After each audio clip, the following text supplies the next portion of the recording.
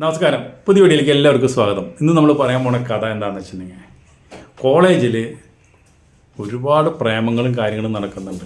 അതുപോലെ തന്നെ നമ്മുടെ നായികയും അവിടെ ഒരു സുന്ദരിയായ പെണ്ണും ഭയങ്കര ഇയാൾ കിട്ടി ഭയങ്കര സ്നേഹത്തിലാണ്. പക്ഷെ എന്തുണ്ടായി, ഇവൾക്കാന്ന് വെച്ചിട്ടുണ്ടെങ്കിൽ നല്ല പൈസക്കാരനെ കല്യാണം കഴിക്കുന്ന, കോളേജ് പഠിത്തമൊക്കെ കഴിഞ്ഞോടുകൂടി ഇവൾക്ക് നല്ല പൈസക്കാരനെ കല്യാണം കഴിക്കുന്ന വലിയൊരു ആലോചന വന്നു. അങ്ങനെ ഇവൾ കല്യാണം കഴിച്ച് ഒരു കൽക്കട്ടയ്ക്ക് പോയി. ഇവനാച്ചനെ ഭയങ്കര സങ്കടമായി. ഇവനങ്ങനെ കുറേ കഴിഞ്ഞിട്ട് പോയി കമ്പ്യൂട്ടർ എഞ്ചിനീയറൊക്കെ പാസ്സായി. പക്ഷേ ഒരു സ്റ്റാർട്ടപ്പ് കമ്പനി തുടങ്ങണമെങ്കിൽ ഇവന് നല്ല പൈസ വേണം. ഇവന് ഒരു സ്റ്റാർട്ടപ്പ് കമ്പനി തുടങ്ങാനാണ്. ഇവന് ഒരുപാട് ബാധ്യതകൾ ഈ പഠിപ്പിലും കാര്യങ്ങളൊക്കെ ആയിട്ട് വന്നു. ജോലിയൊന്നും ഇല്ലാണ്ട് അച്ഛൻ മരിച്ചു, അങ്ങനെ അതിൻ്റെ ബാധ്യതകൾ. പിന്നെ കുറച്ച് ഫ്രണ്ട്സ് മാത്രമാണ് ആകെ ഉള്ളത്. അപ്പോൾ ആ ഫ്രണ്ട്സിനെ കണ്ടിട്ട് കുറച്ച് പൈസ സംഘടിപ്പിച്ചിട്ട് ഇവൻ എങ്ങനെയെങ്കിലും കുറച്ച് കാശ് ഇവൻ്റെ കയ്യിലുണ്ട്, അതൊക്കെ വെച്ചൊരു സ്റ്റാർട്ടപ്പ് കമ്പനി തുടങ്ങണമെന്ന് വിചാരിച്ചിട്ടുണ്ട്. ഇപ്പോൾ അവൻ്റെ കൂട്ടുകാരനെ, കൽക്കട്ടയിലുള്ളവൻ്റെ ഒരു കൂട്ടുകാരുണ്ട്, ആ കൂട്ടുകാരനെ വിളിച്ചു. ആ കൂട്ടുകാരൻ പറഞ്ഞു, ഞാനും കുഴപ്പമില്ല, നിങ്ങൾ വാ, നമുക്ക് എൻ്റെ കുറച്ച് പരിചയക്കാരുണ്ട്, ഞാനും നിന്നെ കുറച്ച് കാശ് സഹായിക്കാം, അപ്പം നിനക്ക് സ്റ്റാർട്ടപ്പ് കമ്പനി തുടങ്ങാം, നന്നാവും എന്ന് പറഞ്ഞു. അങ്ങനെ ഇവൻ വീട്ടിലൊക്കെ യാത്ര പറഞ്ഞ് കൽക്കട്ടയ്ക്ക് പോവാം. കൽക്കട്ടയ്ക്ക് വന്നപ്പോൾ അവൻ ഒരു വലിയ ഫ്ലാറ്റിലാണ് താമസിക്കുന്നത്. അവനാച്ചനെ ഒരു ചാനലിൽ ജോലി ചെയ്യുക, ചാനലിൽ പ്രൊഡക്ഷൻ്റെ എക്സിക്യൂട്ടീവായിട്ട് ജോലി ചെയ്യുക, നല്ല ജോലിയാണ്. അപ്പോൾ അവൻ ചെന്നപ്പോൾ ഇവൻ പറഞ്ഞു ഇനി ഒരു 2-3 ദിവസം കഴിഞ്ഞിട്ട് ഞാൻ പോകുള്ളൂ, എനിക്കിവിടെ കുറച്ച് ആൾക്കാരെ കാണാനുണ്ട്, ഞാൻ ഹോട്ടലിൽ റൂം എടുക്കേണ്ടി പറഞ്ഞു. അപ്പോൾ നീ എന്തിനാ ഹോട്ടലിൽ റൂം എടുക്കുന്നത്, ഇവിടെ എൻ്റെ ഭാര്യ മാത്രമല്ലല്ലോ, നീ ഇപ്പോൾ പകൽ മുഴുവൻ യാത്രയിലാവില്ലേ, നമുക്ക് രാത്രി ഇവിടെ നമുക്ക് ഒരുമിച്ച് ഇവിടെ കൂടാം എന്ന് പറഞ്ഞു. അപ്പോൾ അങ്ങനെ ഇവനും സന്തോഷമായി. ഇനിയിപ്പോൾ ഹോട്ടലിൽ ഇതെടുത്തിട്ട് പൈസ കളയണ്ടല്ലോ. ഇവൻ കല്യാണം കഴിച്ചിട്ടില്ല. ഇവൻ ആ പെണ്ണ് തേച്ച് പോയ കാരണം പിന്നെ അവൻ കല്യാണം കഴിച്ചില്ല. അങ്ങനെ എന്തുണ്ടാ വെച്ചിട്ടുണ്ടെങ്കിൽ ഇപ്പം എന്താ വെച്ചിട്ടുണ്ടെങ്കിൽ ഈ ചാനലിൽ വലിയ അവൻ്റെ കൂട്ടുകാരൻ എന്താ വെച്ചിട്ടുണ്ടെങ്കിൽ വലിയൊരു പൈസ അവന് കൊടുത്തു. എന്ന് പറഞ്ഞു, ഇത് നീ വെച്ചോ, നീ എന്ന് ഇതിൻ്റെ സ്റ്റാർട്ടപ്പ് കമ്പനിയൊക്കെ തുടങ്ങി നീ രക്ഷപ്പെടും, എനിക്ക് തന്നാൽ മതി എന്ന് പറഞ്ഞിട്ട് കൊടുത്തു. അപ്പോൾ അവന് വലിയ സന്തോഷമായി. ആ കാശൊക്കെ മേടിച്ച് 2 ദിവസം കൂടി ഇവിടെ നിന്നിട്ട് പോകാമെന്നുള്ള ഉദ്ദേശമാണ്. പിറ്റേ ദിവസം അവൻ ഈ കൽക്കട്ട സിറ്റിയിൽ ഇവനൊരു സുഹൃത്തിനെ കാണണം. വേറെ ആരുമല്ല, ഇവനെ പണ്ട് തേച്ചിട്ട് പോയ അവൻ്റെ കാമുകി കൽക്കട്ടയിൽ താമസിക്കുന്നത്. പിന്നെ അഡ്രസ്സ് അറിയാം. ഇപ്പോൾ ഈ കൂട്ടുകാരനെ അറിയാം അവളെ, ഇവരൊക്കെ ഒരുമിച്ച് കോളേജിൽ പഠിച്ചോളന്നല്ലേ. കൂട്ടുകാരെ ഇവിടെ കാണാറുണ്ട്. അപ്പോൾ കൂട്ടുകാരൻ പറഞ്ഞു, ഞാൻ അവളെ കാണാറുണ്ട്, അവൾ ഇപ്പോൾ ഇന്ന സ്ഥലത്ത് താമസിക്കുന്നത്. അവളുടെ ഭർത്താവ് നാളുടെ ദിവസം കണ്ടപ്പോൾ പറഞ്ഞു, അവൾ ഭയങ്കര ബിസിനസ് മാനാണ്, അവൾ കോടികളുടെ ബിസിനസ്സൊക്കെ നടത്താൻ അവൾ എന്നോട് പറഞ്ഞത്, വേറെ ഒന്നും എനിക്കറിയില്ല.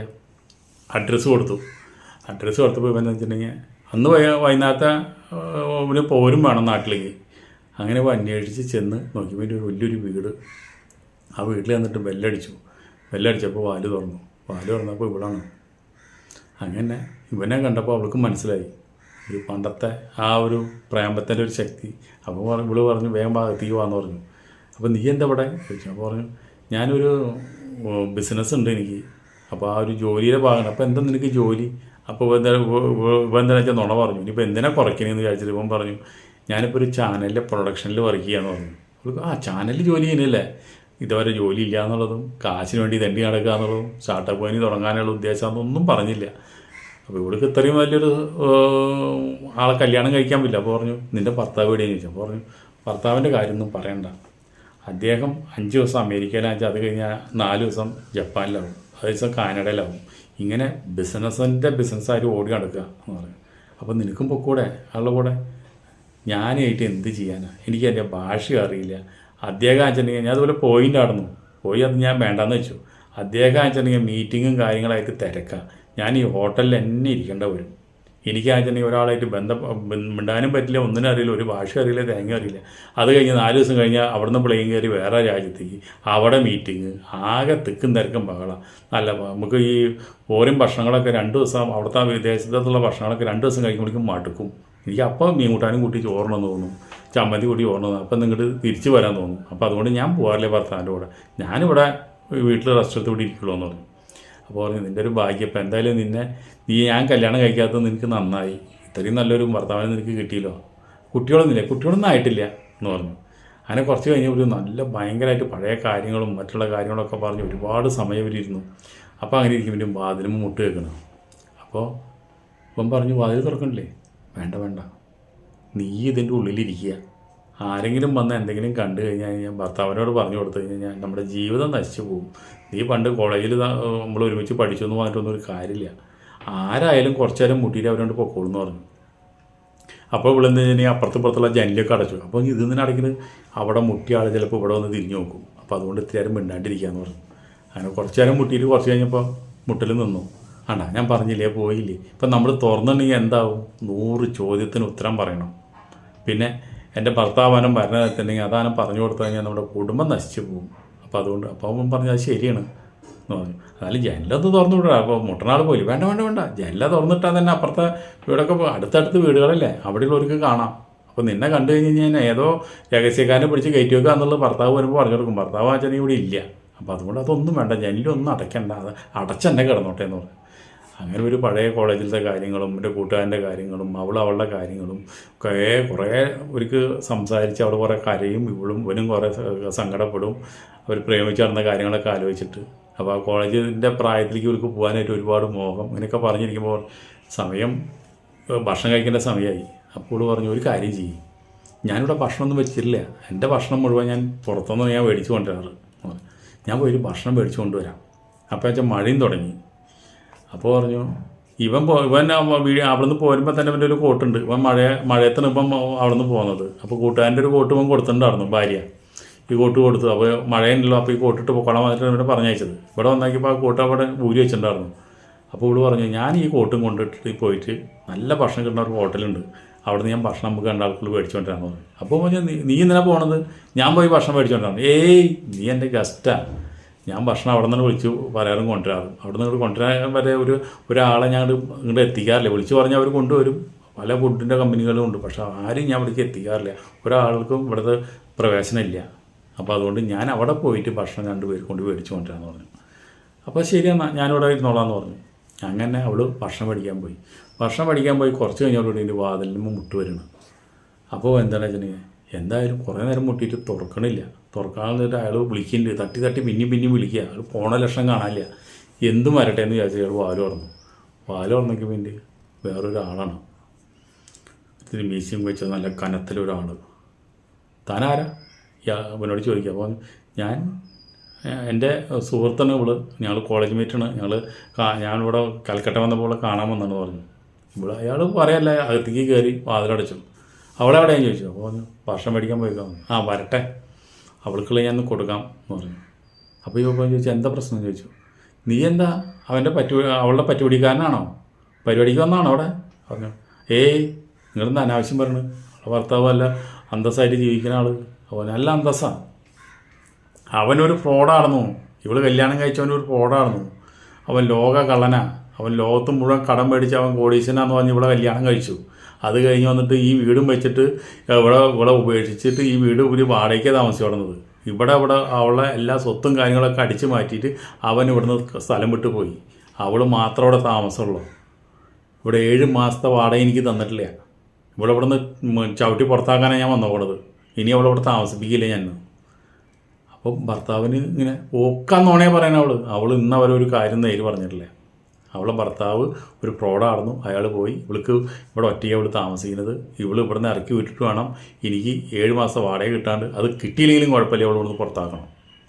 അപ്പോൾ പിന്നെ അപ്പോഴാണ് ഈ കാര്യങ്ങളെല്ലാം മനസ്സിലാവുന്നത്. ഇവൾ പറഞ്ഞത് മുഴുവൻ നുണയാണെന്ന് അപ്പോഴാണ് മനസ്സിലാക്കുന്നത്. പഴയ കാമുവിനോട് പെട്ടെന്നുള്ള കാര്യങ്ങൾ പറയാനുള്ള വിഷമം. അപ്പോൾ ഇയാൾ ചോദിച്ചു വാടക എത്ര വരുമെന്ന് ചോദിച്ചു. അപ്പോൾ പറഞ്ഞു ഇത്ര കാശ് വരുമെന്ന് പറഞ്ഞു. ഞാൻ തന്നാൽ മതിയോ എന്ന് ചോദിച്ചു. നിങ്ങൾ തന്നാൽ മതി, എനിക്കെന്താ പ്രശ്നം? ആ പെൺകുട്ടീനെ നിങ്ങളൊന്ന് ഇറക്കി വിടരുത്, ഒരു റിക്വസ്റ്റാണ് വന്നിട്ട് ഇയാൾ കൊടുക്കാനുള്ള കാശ് മുഴുവൻ അവിടെ കൊടുത്തു. ഒരു 3 മാസത്തെ കാശ് അഡ്വാൻസും കൊടുത്തു. ഇനി വാടക ഞാൻ എല്ലാ മാസം ഞാൻ അയച്ചു തന്നോളാം, നിങ്ങൾക്ക് അയച്ചു തന്നോളാം, നിങ്ങളിവിടെ വന്ന് ചോദിച്ച് ബുദ്ധിമുട്ടിക്കേണ്ടെന്ന് പറഞ്ഞു. അങ്ങനെ ഇയാൾ റെസീറ്റ് എഴുതി കൊടുത്തു. എനിക്ക് ആര് തന്നാലും വാടക കിട്ടിയാൽ മതി, അവരവിടെ എത്ര മണി താമസിച്ചോട്ടെ, നമുക്ക് യാതൊരു പ്രശ്നമില്ല. എനിക്ക് ദേഷ്യം വരുമ്പോൾ ഞാൻ എന്തെങ്കിലുമൊക്കെ പറയുന്നത് മാത്രം. വാടക തരണ്ടപ്പോൾ ഞാൻ പല പ്രാവശ്യം വന്നിട്ട് പറഞ്ഞിട്ടുണ്ട്, വാടക തന്നില്ലെങ്കിൽ കുഴപ്പമില്ല, എനിക്ക് പരിപാടിക്ക് തന്നാമെന്ന് പറഞ്ഞിട്ടുണ്ടായിരുന്നു. പക്ഷേ അവൾ അതിന് സമ്മതിക്കില്ല. അപ്പോൾ പിന്നെ നമുക്ക് പറക്കൊണ്ടിരിക്കാൻ പറ്റുമോ എന്ന് പറഞ്ഞാൽ അയാൾ കാശും പഠിച്ച് റെസിനും കൊടുത്ത് അയാൾ പോയി. ഇപ്പോൾ ഇത് കേട്ടപ്പോൾ അവന് ഭയങ്കര വിഷമമായി. ഇവ എന്തുണ്ടായി വെച്ചിട്ടുണ്ടെങ്കിൽ ഒരു കടലാസ് എടുത്തിട്ട് ആ കടലാസിൽ എഴുതി, നീ നിൻ്റെ വിഷമങ്ങളും ദുഃഖങ്ങളും എന്നോട് പറയാൻ നിനക്ക് വിഷമാണല്ലേ, നീ അങ്ങനെ വിഷമിക്കേണ്ട കാര്യമില്ല, ജീവിതമാണ്, എല്ലാം ഇങ്ങനെയൊക്കെ ഉണ്ടായിരിക്കും.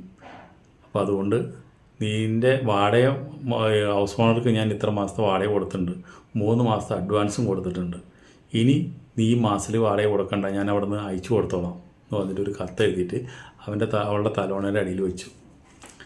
അത് കഴിഞ്ഞു എന്നോടുകൂടി ഇവള് ഫുഡും മേടിച്ച് വന്നു. ഫുഡ് മേടിച്ച് വന്നതോടുകൂടി 2 പേരും കൂടി നന്നായി ഫുഡൊക്കെ കഴിച്ച് വളരെ സന്തോഷമായിട്ട് പിരിഞ്ഞു. അത് കഴിഞ്ഞിട്ട് ഇവൻ പറഞ്ഞു ഞാൻ ഇന്ന് രാത്രി ഞാൻ പോകട്ടാന്ന് പറഞ്ഞു. ശരിയെന്നും പറഞ്ഞു. പോയിട്ട് നാട്ടിലെത്തി വിളിക്കാൻ പറഞ്ഞു. അങ്ങനെ നേരിട്ട് കൊണ്ട് കൂട്ടുകാരൻ്റെ അടുത്ത് വന്നു. കൂട്ടുകാരൻ്റെ അടുത്ത് കൂട്ടുകാരൻ വന്നിട്ടില്ല. കൂട്ടുകാരൻ്റെ ഭാര്യയുണ്ട്. ഭാര്യയോട് പറഞ്ഞു അവൻ തന്ന പൈസ എനിക്ക് ഉപയോഗിക്കാൻ പറ്റിയില്ല. ഞാനെന്താ വെച്ചിട്ടുണ്ടെങ്കിൽ ഉണ്ടായ കാര്യങ്ങളെല്ലാം പറഞ്ഞു. അപ്പോൾ അവൾക്ക് കൊടുത്തു. ഞാനത് വാടകയായിട്ട് കൊടുത്തു.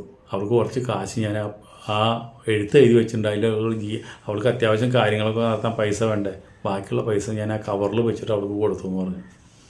അപ്പോൾ പറഞ്ഞു എന്തായാലും നിങ്ങൾ നിങ്ങളുടെ ഒരു ജീവിതമാർഗ്ഗം ഒരു മണ്ടത്തരല്ലേ. ഇപ്പം എൻ്റെ ഭർത്താവിനോട് ഇത് പറഞ്ഞാൽ അവന് അത് ദേഷ്യം വരും. നിങ്ങൾ ഈ പൈസ കിട്ടിയത് മുഴുവൻ കാമുകിക്ക് കൊണ്ടു കൊടുത്തു എന്ന് പറഞ്ഞു കഴിഞ്ഞാൽ അവന് ദേഷ്യം വരും. എന്തായാലും നിങ്ങളുടെ കാശ് വല്ല പോക്കറ്റ് അടിച്ച് പോയിന്നോ അല്ലെങ്കിൽ ആരെങ്കിലും കള്ളന്മാർ കട്ടുകൊണ്ട് പോയെന്നോ പറഞ്ഞാൽ മതി. ഈ കാര്യങ്ങളൊന്നും പറയാണ്ടിരിക്കാൻ നല്ലതെന്ന് പറഞ്ഞു.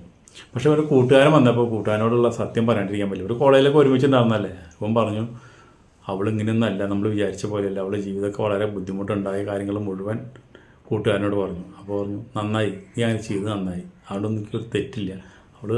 എനിക്കറിയില്ലായിരുന്നു അവൾ ഇത്രയും കഷ്ടപ്പാടാന്ന് വെച്ചിട്ടുണ്ടെങ്കിൽ ഞാനും പോയി സഹായിച്ചെന്നെ. പക്ഷേ എന്ത് ചെയ്യാം, ഓരോ വിധികൾ ഇങ്ങനെ വരുന്നു, നമ്മൾ എന്ത് ചെയ്യാൻ പറ്റും പറഞ്ഞു. അപ്പം ഇനി നിനക്ക് കാശിന് എന്ത് ചെയ്യാം? പറഞ്ഞു നാട്ടിൽ പോയി എന്തെങ്കിലുമൊക്കെ വഴി ഉണ്ടാക്കാം. 1-2 കൂട്ടുകാരൊക്കെ കാണാണ്ട് അവരൊക്കെ കണ്ടിട്ട് എന്തെങ്കിലുമൊക്കെ ചെയ്ത് നമുക്ക് ചെയ്യണം. അല്ലെങ്കിൽ അതിൽ സ്റ്റാർട്ടപ്പ് കമ്പനിയിൽ ജോലിക്ക് കയറാം. ഇത് വേണ്ടാന്ന് വെക്കാം നമുക്ക് എന്ന് പറഞ്ഞു. ശരിയെന്നും പറഞ്ഞു. അങ്ങനെ നിൽക്കണ പോകേണ്ട നേരമായിട്ട് ഇവിടെ പാക്കിങ്ങും കാര്യങ്ങളൊക്കെ കഴിഞ്ഞ് നിൽക്കുന്ന സമയത്തുണ്ട് ഇവൻ്റെ ഭാര്യ വന്നിട്ട് ആ കോട്ടിൻ്റെ ഉള്ളിലുണ്ട് ഒരു കവർ കിടക്കണം. അപ്പോൾ അവൻ്റെ ഭാര്യ വന്നിട്ട് പിന്നെ പറഞ്ഞു ഈ കോട്ടിൻ്റെ ഉള്ളിൽ ഒരു കവർ കിടക്കുന്നുണ്ടല്ലോ എന്ന് പറഞ്ഞു. അപ്പോൾ ഏത് കവർ അറിയില്ല, നിങ്ങളുടെ പേര് എഴുതിയിട്ടുണ്ടെന്ന് പറഞ്ഞു. അപ്പോൾ അങ്ങനെ കവർ മേടിച്ച് നോക്കിയപ്പോൾ എൻ്റെ പേര് എഴുതി പോകണത് അവൾ എഴുതി വെച്ചുള്ള ഒരു കടലാസാണ്. ആ കടലാസ് കവർ പൊട്ടിച്ച് നോക്കിയപ്പോൾ പിന്നെ ആകെ അതിശയിച്ചു. എന്താണ് 2 വളയും ഒരു ചെയിനും. അതിലെന്താ എഴുതി നോക്കണമെന്ന് വെച്ചിട്ടുണ്ടെങ്കിൽ നിൻ്റെ വിഷമങ്ങളൊക്കെ എനിക്കറിയാം, നിൻ്റെ എല്ലാ വിഷമങ്ങളും മറച്ചു വെച്ച് നീ എന്നോട് സന്തോഷമായിട്ട് പെരുമാറി, സന്തോഷമായിട്ട് ഇടപെട്ടു. നിൻ്റെ സ്റ്റാർട്ടപ്പ് കമ്പനി തുടങ്ങാൻ കാശിന് വേണ്ടിയിട്ട് നീ പല ആൾക്കാരെ അടുത്തും കിടന്ന് കറങ്ങണതും മറ്റുള്ള കാര്യങ്ങളെല്ലാം എൻ്റെ ഒരു ഫ്രണ്ട് എന്നോട് വിളിച്ച് പറഞ്ഞിട്ടുണ്ടായിരുന്നു. അങ്ങനെ നിൽക്കുമ്പോഴാണ് നീ എൻ്റെ വീട്ടിലേക്ക് യാദൃശ്യമായിട്ട് കയറി വന്നത്. നിനക്ക് കൊണ്ടൊക്കെ ഇപ്പം നിൻ്റെ കാര്യങ്ങളെല്ലാം ഈ 2 വള കൊണ്ടും ചെയിനും കൊണ്ടും നടന്നില്ല എന്ന് വരും. അതിൽ നീ വിഷമം വിചാരിക്കേണ്ട, നിൻ്റെ കാര്യങ്ങൾ നടക്കും. നീ ആത്മവിശ്വാസത്തോടുകൂടി നീ ഈ ഫീൽഡിലേക്ക് ഇറങ്ങിക്കോ എന്ന് പറഞ്ഞിട്ടുണ്ട്. അവളുടെ 2 വളയും ചെയിനും കിട്ടണം. ഇത് കണ്ടപ്പോൾ ഇതേ സമയത്ത് തന്നെ അവിടെയും ആ കവറെടുത്ത് വായിക്കുക. ഇവൻ എഴുതി വെച്ച കവറും അതുപോലെ വാടക കൊടുത്ത കാര്യങ്ങളും മറ്റുള്ള കാര്യങ്ങളും അവളെടുത്ത് വായിക്കുക. അപ്പോൾ ഇവിടെ മനസ്സുകളെല്ലാം ഒരേപോലെയാണ് ചിന്തിച്ചത്. ഒരേപോലെ ഇവർ അങ്ങോട്ടും ഇങ്ങോട്ടും സഹായിക്കാനുള്ള വലിയൊരു മനസ്സ്. പ്രേമിക്കുന്നവരങ്ങനെ ആയിരിക്കണം എന്ന് പറഞ്ഞുകൊണ്ട് നമുക്ക് വീഡിയോ അവിടെ നിർത്തുന്നു. അടുത്ത വീഡിയോയിൽ വീണ്ടും കാണാം. അതുവരെ നിങ്ങൾക്ക് എല്ലാവർക്കും നന്ദി, നമസ്കാരം.